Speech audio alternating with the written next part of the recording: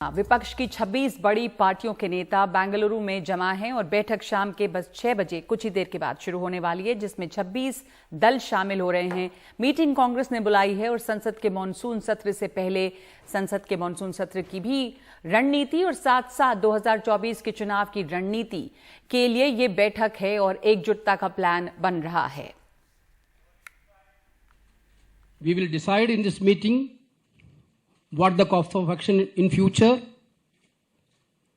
Certainly, Parliament session is also starting on 20th onwards. We will chalk out the Parliament strategy also. Certainly, we are very sure that this is going to be a game changer of Indian political scenario. तो महाराष्ट्र में जो तोड़फोड़ हुई है उस पर भी विपक्ष का आरोप है कि बीजेपी विपक्ष की आवाज दबाने में जुटी है, इसलिए साथ आना जरूरी है। बैठक से पहले कांग्रेस ने प्रेस कॉन्फ्रेंस की है और कहा है कि यह बैठक भारतीय राजनीति में एक बहुत बड़ा गेम चेंजर साबित होगी। उन्होंने कहा कि जो पहले कहते थे कि अकेले विपक्ष को हरा देंगे, वो अब एनडीए की बैठक बुला रहे हैं। They want to silence the opposition voice. They are misusing entire agencies like Enforcement Directorate, CBI, to suppress the voice of the opposition. The disqualification of Rahul Gandhi from the parliament is one of the biggest examples for that. The incident happening in Maharashtra also, one of the examples that. They want to destabilize the democratically elected government by misusing these agencies. And you all know, Manipur is burning last 75 days. And the shocking one is the silence of, total silence of the Prime Minister. Last 75 days, the country is waiting for a response from the Prime Minister. He's not even uttered a single word on Manipur issues. At least a peace call to the people of Manipur is not coming from the mouth of the Prime Minister. विपक्षी एकता की जो ये बैठक है, इसमें सोनिया गांधी शामिल हो रही हैं और इससे क्या असर पड़ेगा ये भी देखना होगा। बिहार में विपक्षी एकता की जो बैठक हुई थी, वो कोशिश इससे कैसे अलग है। इससे पहले पटना में हुई विपक्ष की बैठक में 15 दल शामिल हुए थे, अभी 26 आ रहे हैं। उसमें कई मतभेद सामने आए थे। इसमें मतभेद को दूर करने की कोशिश होगी और सोनिया गांधी की मौजूदगी इसे और आसान बनाएगी, ऐसी उम्मीद की जा रही है। तो इस बैठक में कौन कौन से लोग शामिल हो रहे हैं, आपको इस ग्राफिक के जरिए हम दिखा रहे हैं। सोनिया गांधी तो यहाँ पे मौजूद हैं ही, इसके अलावा और जो लोग शामिल हो रहे हैं, ममता बनर्जी हैं जो चीफ मिनिस्टर हैं पश्चिम बंगाल की, अरविंद केजरीवाल इसमें मौजूद हैं, M K Stalin CM Tamil Nadu, Nitish Kumar chief minister Bihar, Hemant Soren chief minister Jharkhand, ये तमाम लोग इसमें शामिल हैं। और कुछ लोग वो भी हैं, ये कुछ नाम जिनके ऊपर ध्यान जा रहा है क्योंकि उन्होंने बैठक से दूरी बनाई है, जिसमें हैं के चंद्रशेखर राव तेलंगाना के सीएम, जगन मोहन रेड्डी आंध्र प्रदेश के चीफ मिनिस्टर, चंद्रबाबू नायडू जो कि पूर्व चीफ मिनिस्टर हैं आंध्र प्रदेश के, और नवीन पटनायक चीफ मिनिस्टर उड़ीसा। तो इसमें ये लोग मौजूद नहीं हैं विपक्षी एकता की इस बैठक में। और इसके अलावा कांग्रेस ने आम आदमी पार्टी के अध्यादेश के मुद्दे पर अब समर्थन की बात मान ली है, तो आपके साथ हाथ है। तो अब आम आदमी पार्टी भी इसमें शामिल हो रही है, जिसने ये शर्त रखी थी। इस पर बीजेपी आम आदमी पार्टी पर सवाल खड़े कर रही है। अगर आप ध्यान देंगी तो पिछली मीटिंग में इतना बेइज्जत करके अरविंद केजरीवाल को भेजा गया था पटना से, उसके बाद कोई भी अगर व्यक्ति जो सही सलामत होता ना, तो दोबारा इस तरह की अपनी बेइज्जती कराने की कोशिश भी नहीं करता। लेकिन मरता क्या ना करता, अरविंद केजरीवाल अपने भ्रष्टाचार से उनको जेल का दरवाजा दिख रहा है और ऐसे में वो भ्रष्टाचारियों का सहयोग मांग रहे हैं।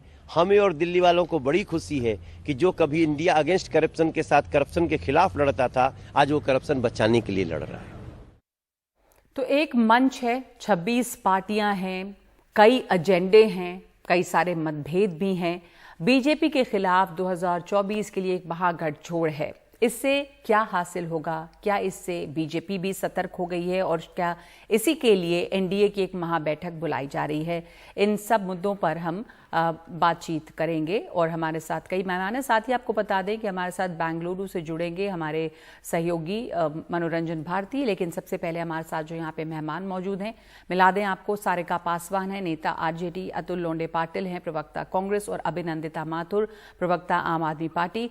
एक बार फिर से ये उम्मीद है अब अतुल लोंडे पाटिल के एकजुटता जो है वो बन पाएगी आखिरकार। जो बिहार में बैठक हुई थी उसमें ये दिखा नहीं था, धक्का पहुंचा था और इसलिए शक है लोगों को, लेकिन वो बिहार की बैठक से ये बैठक कैसे अलग होगी?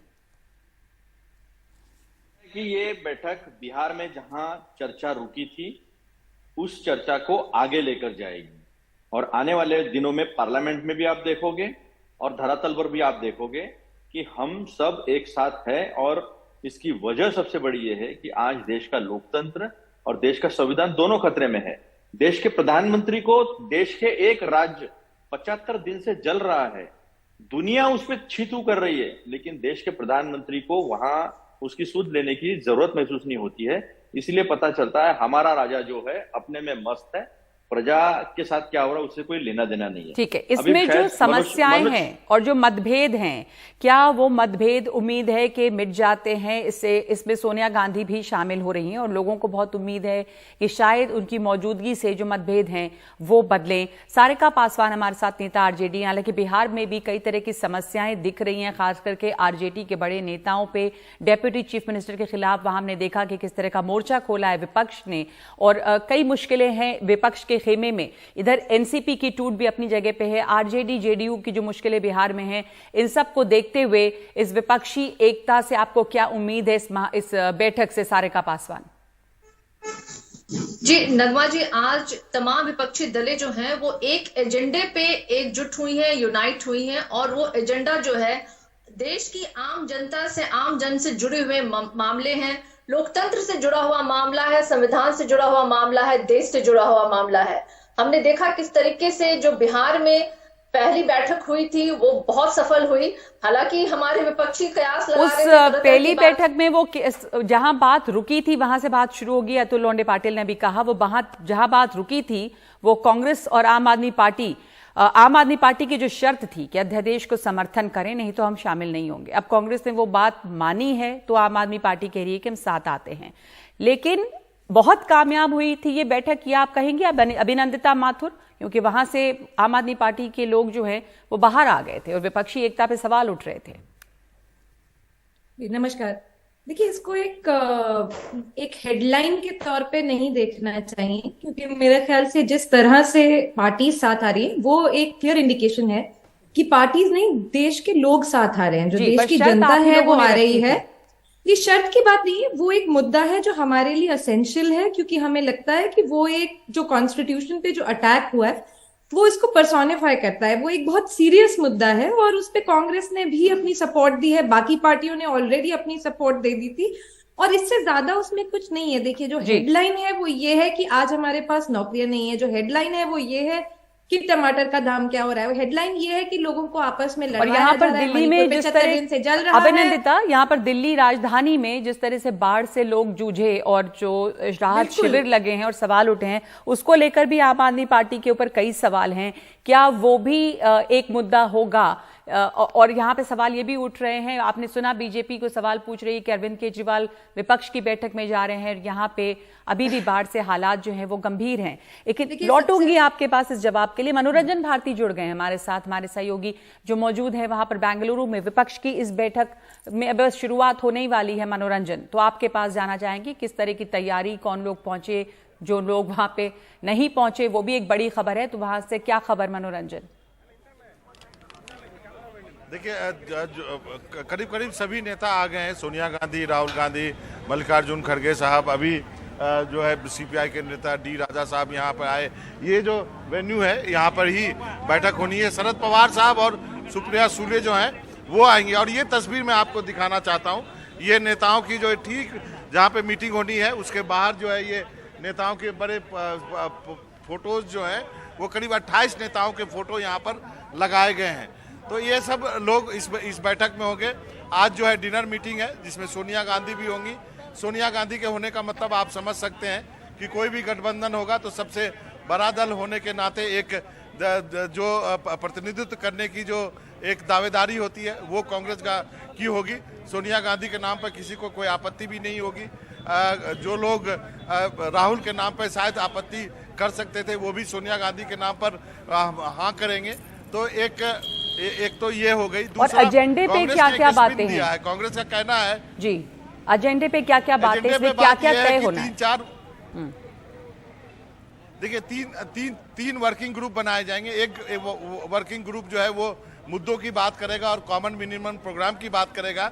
एक वर्किंग ग्रुप जो है वो सभी नेताओं की रैलियां कैसे आयोजित की जाए नॉर्थ और साउथ को डिवाइड करके, कि जो हिंदी स्पीकिंग बेल्ट है और जो नॉन हिंदी स्पीकिंग बेल्ट है वहाँ पे किस ढंग से डिवीजन किया जाए। और एक तीसरा महत्वपूर्ण ग्रुप होगा कि राज्यों में जहाँ पे क्षेत्रीय दल हैं वहाँ पे बंटवारा कैसे होगा। जैसे कि पश्चिम बंगाल में सीटों का बंटवारा कैसे करेंगे, चाहे पंजाब में कैसे करेंगे जहाँ पर कि अकाली दल को जो है विधानसभा में 42% वोट है और जबकि 13 में से 8 सांसद कांग्रेस के हैं, तो वहां पे कैसे करेंगे, इसको लेकर के जो है माथापच्ची की जाएगी। और इस पे कुछ भी क्लैरिटी जो है कल शाम को ही आपको मिल पाएगी और एक कॉमन एजेंडा तय होगा। और दूसरे आप कह रहे हैं कि सोनिया गांधी की मौजूदगी से जो कांग्रेस की दावेदारी है वो मजबूत होती है, एक बड़े अम्ब्रेला के तौर पे जिसके अंतर्गत सब जुटेंगे, कांग्रेस की दावेदारी मजबूत होती है इस पे। जी हाँ, निश्चित रूप से कांग्रेस की दावेदारी मजबूत होती है। पटना की मीटिंग में वो नहीं थी तो लग रहा था कि वो नीतीश कुमार और आरजेडी का शो है। हाँ, जरूर नीतीश कुमार के नाम की चर्चा है एज ए संयोजक या कन्वेनर के रूप में, लेकिन यदि कोई मोर्चा बनाएंगे तो उसका आपको अध्यक्ष भी बनाना होगा, एक नाम भी देना होगा। और हम उम्मीद करते हैं कि कल तक इस पे कुछ क्लैरिटी हो जाए। जी, और आप कह रहे हैं कि इसमें शायद कांग्रेस फिर एक बार आगे लीड लेगी और चूंकि वहां सोनिया गांधी है। धन्यवाद आपका मनोरंजन भारती, आपसे लगातार अपडेट्स लेंगे। जल्दी ये बैठक शुरू होने वाली है। वापस लौटते हैं स्टूडियो गेस्ट हमारे साथ जो मौजूद हैं। सारिका पासवान, ये एक बात अब सामने आ रही है कि सोनिया गांधी वहां पर हैं और उनके होने से कांग्रेस, वो उस पूरे महागठबंधन का नेतृत्व कौन करेगा? कांग्रेस की दावेदारी मजबूत होती है, इस पर ज्यादातर पार्टीज जो विपक्ष की हैं वो उन मतभेद नहीं है, इस पे सब मानेंगे इस बात को।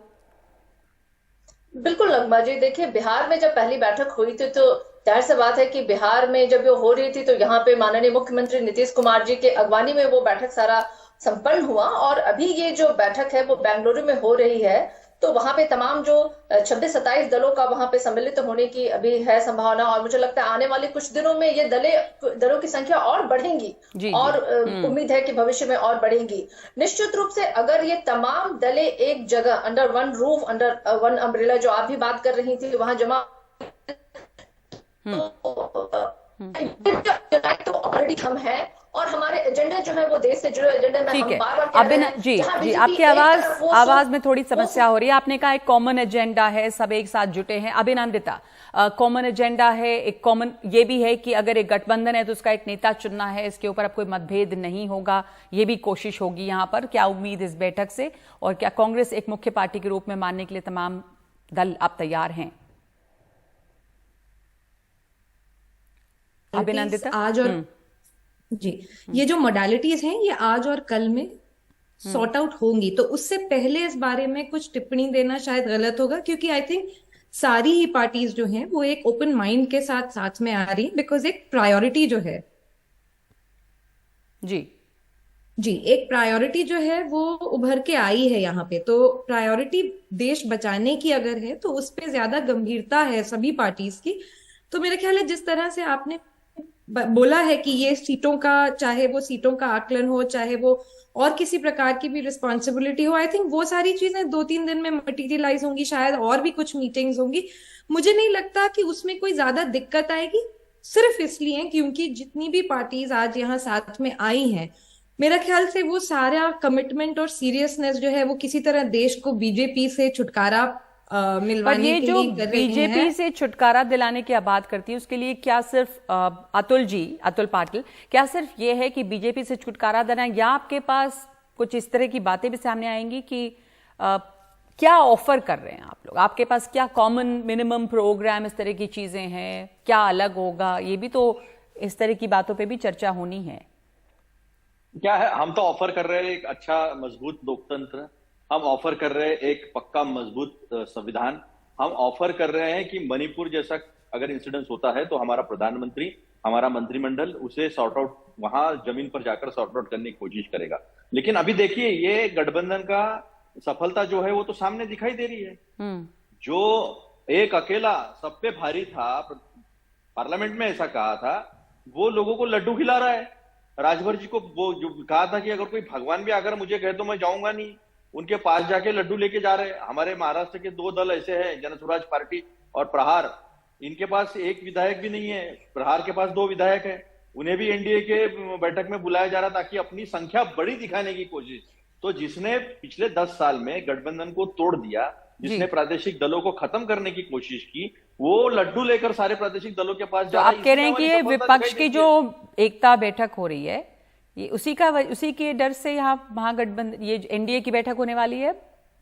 जनता तो कह रही है मोदी गयो, मोदी जी तो गयो, ऐसा जनता कह रही है, इसीलिए सबको लड्डू खिलाने की कोशिश हो रही है। नहीं तो जो इंसान खुद एक तानाशाह है, जो पार्टी को ऐसा लगता था कि एक अकेला सब पे भारी, फिर जिनके पास एक विधायक नहीं है, जिन्हें करीब करीब बेइज्जत करके भगा दिया था गठबंधन से, जो निकल गए थे, उनको लड्डू खिलाने की कोशिश क्यों रही। सवाल आज ये है। तो सवाल ये है कि जिस तरह का तानाशाही 9 साल में इस देश ने देखी है, जिस तरह का एक मैं I am the law, I am the king, इस तरह का देखा है, सुनिए ना। और जो गठबंधन ईडी, इनकम टैक्स, सीबीआई, इससे छूटकर एक पॉलिटिकल गठबंधन की तरफ अगर मोदी जी आए तो पहली जीत तो गठबंधन की यही है। जी, पर इस पे बीजेपी हमेशा ये सवाल, ये टिप्पणी करती रही है कि ये भी जो गठबंधन है वो ईडी सीबीआई के डर से, शायद आप कह रहे हैं कि लोग अब साथ आ जा रहे हैं, इकट्ठा हो रहे हैं बीजेपी के खिलाफ, या एजेंडा क्या है। पर हमारे ये भी देखना होगा कि ये तमाम चुनौतियां अभी भी बची हुई हैं, क्या ये जो विपक्ष की बैठक हो रही है उसमें एक एकजुटता रह पाएगी और सभी साथ होंगे बिना मतभेद के। चोर चोर कहकर जनता भगा रही है, और ऐसा कई जगह हो रहा है। इतना ही समय है हमारे पास, कुछ ही देर में बैठक शुरू होगी। अगले 2 दिन में कई तरह की ग्रुप्स जो है वो काम करेंगे, और कॉमन प्रोग्राम क्या होगा, एजेंडा क्या होगा, विधानसभा चुनाव की में रूपरेखा क्या रहेगी, लोकसभा चुनाव में क्या, ये तमाम बातों पर जो डिटेल्स हैं वो सामने आएंगी।